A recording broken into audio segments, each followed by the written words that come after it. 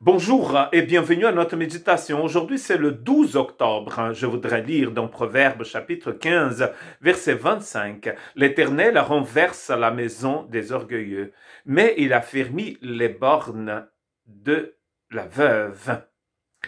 Très intéressant la comparaison ici entre l'orgueilleux et la veuve.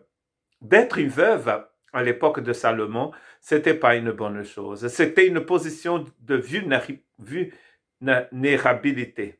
La personne était vulnérable quand elle était veuve. Et donc ici, la comparaison entre le puissant et la veuve est très intéressante pour l'époque de Salomon, et peut-être encore à l'époque de Jésus et de Paul. Donc cette veuve ici, donc c'est synonyme d'humilité, d'être vraiment dans le besoin et de ne rien pouvoir faire sans l'aide de quelqu'un d'autre, d'une personne supérieure. C'est à cette personne, à cette veuve, que sera comparée la personne qui est humble et donc dont les bornes seront affermies par le Seigneur. Par contre, Dieu va renverser la maison de celui qui est orgueilleux. Nous connaissons une histoire très intéressante dans l'Ancien Testament de quelqu'un qui était orgueilleux, et c'était le Pharaon. Pharaon répondit: qui est l'Éternel pour que j'obéisse à sa voix, en laissant aller Israël? Je ne connais point l'Éternel, et je ne laisserai point aller Israël. Exode 5, 2. C'est comme ça qu'il commence d'ailleurs la chute de cet homme très orgueilleux qui était le Pharaon de l'époque de Moïse. Un homme extrêmement orgueilleux et qui dit je ne connais pas Éternel. C'est vrai qu'il ne connaissait pas Éternel.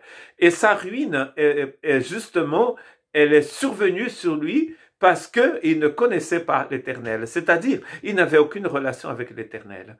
Il comparait peut-être le Seigneur des armées célestes à tous les autres dieux d'Égypte. On n'est pas obligé de suivre Osiris. Les gens pourraient avoir un autre dieu à la place d'Osiris. Mais là, en comparant l'Éternel avec d'autres dieux d'Égypte, il a signé sa ruine, n'est-ce pas? Et nous trouvons donc que sa maison sera détruite par l'Éternel. Par contre, il a deux femmes dans l'histoire, au début de l'histoire de Moïse, qui en fait vont connaître un autre sort. Donc, le roi de l'époque a décidé d'exterminer tous les Hébreux hommes, tous les hommes. Et ces deux femmes, elles ne vont pas obéir à ce que leur a dit le roi d'Égypte, parce qu'elles étaient, comme nous dit le texte, elles craignaient l'Éternel. Et donc elles vont faire vivre les hommes aussi dans Moïse, qui était bébé. Dans Exode chapitre 1 verset 20, c'est écrit: Dieu fit du bien aux sages femmes, et le peuple multiplia et devient très nombreux. Parce que les sages femmes avaient eu la crainte de Dieu, Dieu fit prospérer leur maison. Donc la maison du Pharaon de l'époque de Moïse va tomber en ruine, mais celle des sages femmes va être établie et prospérer. Car Dieu fait prospérer la maison de ceux qui le craignent. Bien sûr que la maison, c'est beaucoup plus qu'une maison.